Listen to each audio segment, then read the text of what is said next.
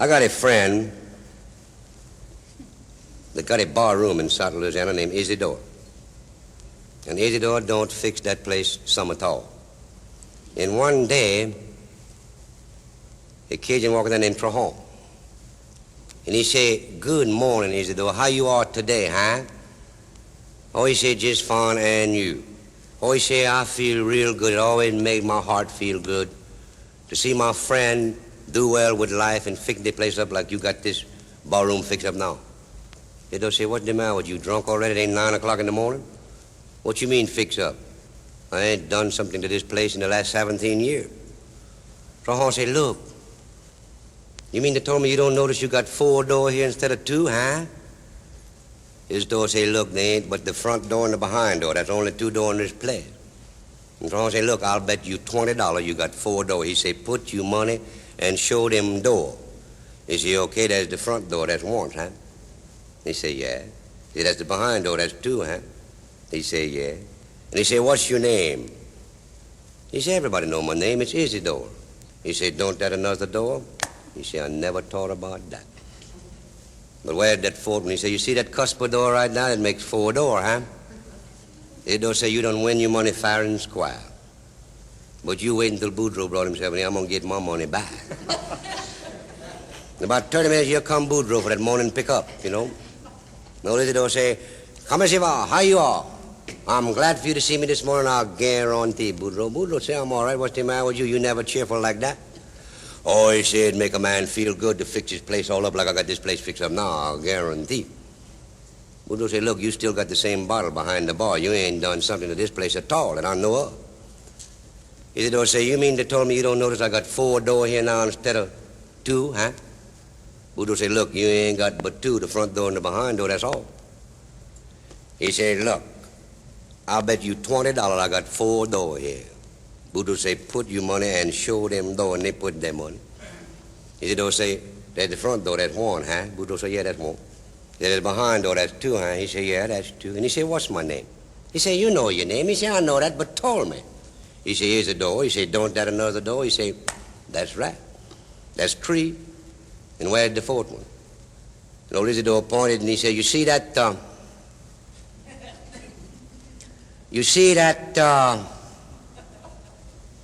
that damn spittoon's cost me $40 already today."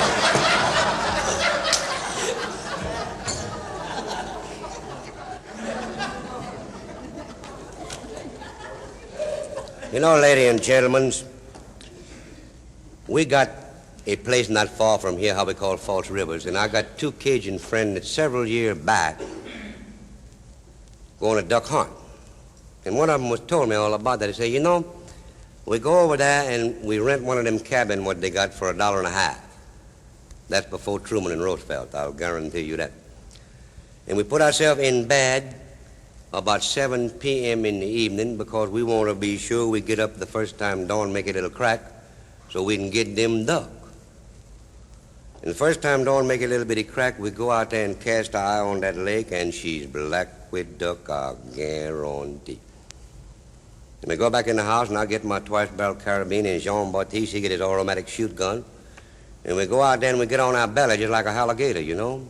And we crawl to this little patch of grasses and make like we're hiding, and that little patch of grasses and make like we're hiding, this little patch and that little patch. And we get close on them duck. Now, I'm raised that twice-barrel carabine, gonna get at least 100 the first shoot because they sit so quiet out there, you know.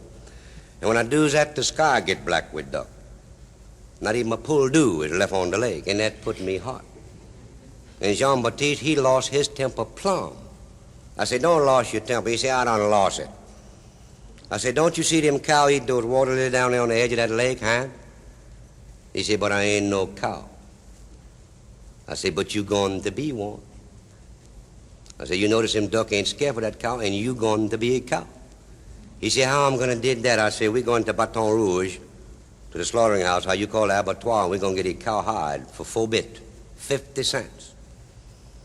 We're going to bring ourselves back here tonight, get them same cabin, and tomorrow morning we're going to get up and get them duck inside that cow hide." He said, "Let's go." That's what we do. We come to Baton Rouge, we get a cow hide for 50 cents, we go back, get them same cabin for another $1.50. And we put ourselves in bed 4:30 in the evening because we want to be damn sure we get up when it looked like dawn, make a little bitty crack, you know? And we do that and look down at the lake, and she's black, black, black with ducks some more. I guarantee. We go back in the house, and I get my twice-barrel carabine. Jean-Baptiste get his automatic shoot going. And we get that cowhide, and we get on the front, and we get on the cowhide. Me, I'm the front. Jean-Baptiste, he's the behind. We go to this little patch of grass and make like we eat. That little patch of grass and make like we eat. And this little patch and that little patch. Look just like a cow, I'll guarantee. And we get close on them ducks. And I'm raising that twice-barrel carabine, going to get at least 200 the first shoot because they sit so quiet, I'm going to use both barrels. And just when I do that, Jean-Baptiste beat me on my back. I say, man, raise your gun and shoot. Do not you see all them duck out there on that lake?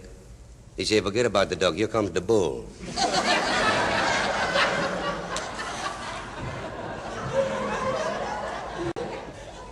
Now, ladies and gentlemen, it's always a pleasure to tell people Cajun stories, to people like you, that is, because I believe that you enjoy them. But I'm a safety man. You can look at me and tell that. I wear both a belt and suspenders. I don't take a chance. Now, ladies and gentlemen, you notice when I was telling you these Cajun stories, I used a few hells and damn. Well, Cajuns talk like that. And they mean nothing in the world by it. They're just mild expletives to it. When I started out talking to you today, I remarked that I came here for two reasons. One was to make you laugh by telling you a few Cajun stories, and the other, to say something serious to you if I thought of anything. I did not come here to offend anyone in any way, shape, or form. And I know that I might have done it by my use of these little mild expletives, and that's what us Cajuns think they are. I even use them when I talk seriously sometimes because the two greatest Americans I ever knew, my late father and the late Will Rogers, told me that the best exclamation point that they knew of was a real good hell or a damn every now and then. But I know that in so doing, and using them as I do in the Cajun stories, you know, there are a lot of other wonderful words that these Cajuns use that I've learned to delete from my vocabulary. I want you to know that. But I know in using these two little mild expletives, I may have offended someone, and I certainly didn't come here to do that.